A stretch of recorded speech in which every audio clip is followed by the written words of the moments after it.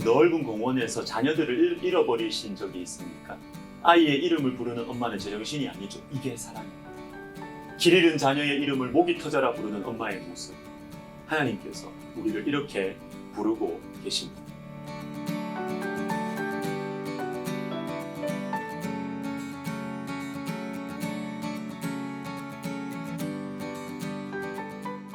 두 가지를 생각해 보겠습니다. 첫째, 지혜가 우리를 부르고 있습니다. 20절과 21절을 읽어드리겠습니다. 지혜가 어디에서 우리를 부르고 있는지를 보십시오.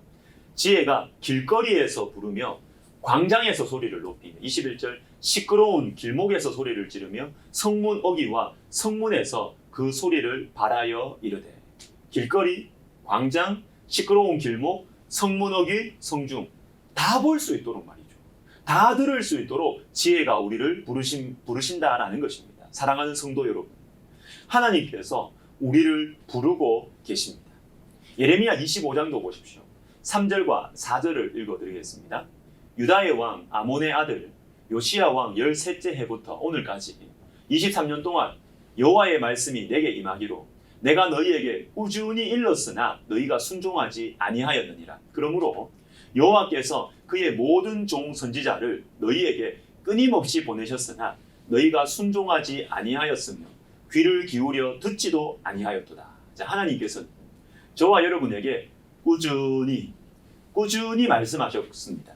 그리고 끊임없이 하나님의 사람들을 보내셨습니다. 이것이 사랑입니다. 사랑. 이제는 돌아와야 하는 것이죠. 몸만이 아니라 마음이, 중심이 하나님께로 돌아와야 하겠습니다. 이사야 55장 6절을 읽어보겠습니다.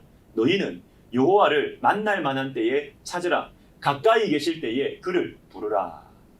여호와를 만날 만한 때에, 여러분, 오늘 잠언 말씀에서도 나오듯이 하나님께서 계속해서 우리를 부르시는 것이 아닙니다. 때가 있습니다. 여호와를 만날 만한 때가 있습니다. 가까이 계실 때가 있는 것이죠. 여러분, 주님께서 가까이 계실 때가 언제일까요? 고난의 때입니다. 인생이 막막할 때입니다. 인생이 늦어질 때입니다. 저와 여러분은 교만하고 미련해서 아무 일이 일어나지 않을 때는 주님을 안 찾는 것 같아요. 영혼의 잠에 빠져 있습니다. 그러나 고난의 때에 뛰어납니다.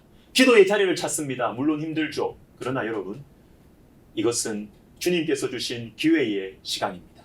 우리를 살리기 위한 은혜의 시간입니다. 축복의 시간입니다. 마지막 때가 그럴 것이에요.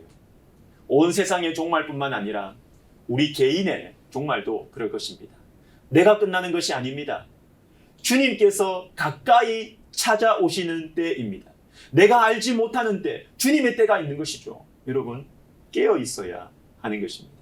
마태복음 25장은 이 마지막 때에 관한 세 개의 비유들이 연속적으로 나오죠. 열처녀 비유, 달란트 비유, 그리고 양과 염소 비유입니다. 맨 처음에 나오는 열처녀 비유의 핵심 주제는 13절입니다. 그런즉 깨어 있으라. 너희는 그날과 그때를 알지 못하느니라. 우리는 알지 못합니다. 마지막 날과 우리 인생의 마지막 날, 그리고 이 세상의 종말, 우리는 그날과 그때를 알 수 없어요. 그러므로 깨어 있어야 합니다. 주님께서 우리를 부르실 때 주님을 찾아야 됩니다. 주님께서 가까이 계실 때 주님 앞에 나가야 됩니다. 주님의 말씀이 들려오십니까? 주님께 우리의 마음 문을 열어야 됩니다.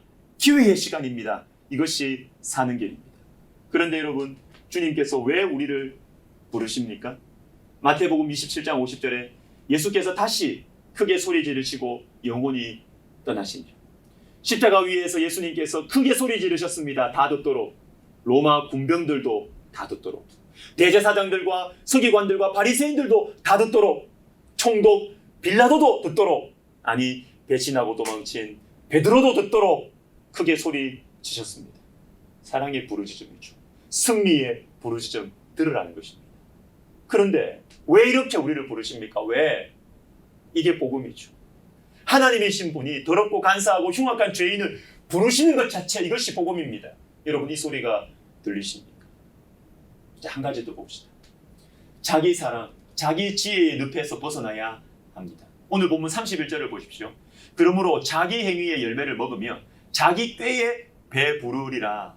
자기 행위, 자기 꾀가 구체적으로 무엇일까요? 22절입니다.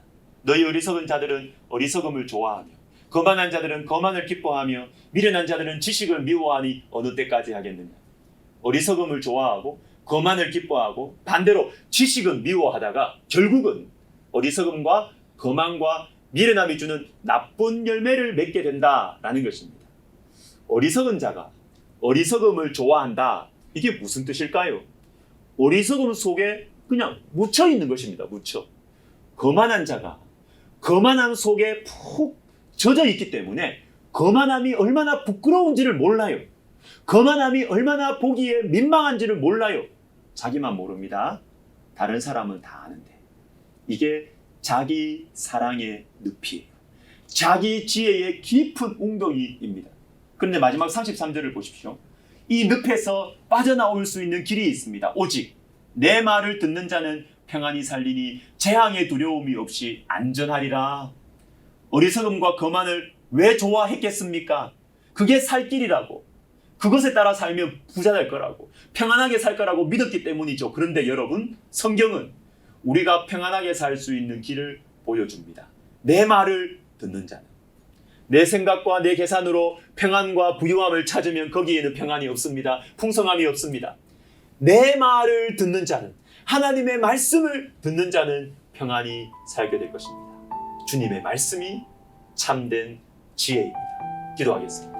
하나님 아버지, 우리를 부르시는, 꾸준히 우리를 부르시는 하나님 앞에 우리의 마음을 열고 자기 사랑, 자기 지혜의 늪에서 벗어나서 하나님께로 나아가는 저희가 되게 하여 주옵소서. 예수님의 이름으로 기도하옵나이다. 아멘.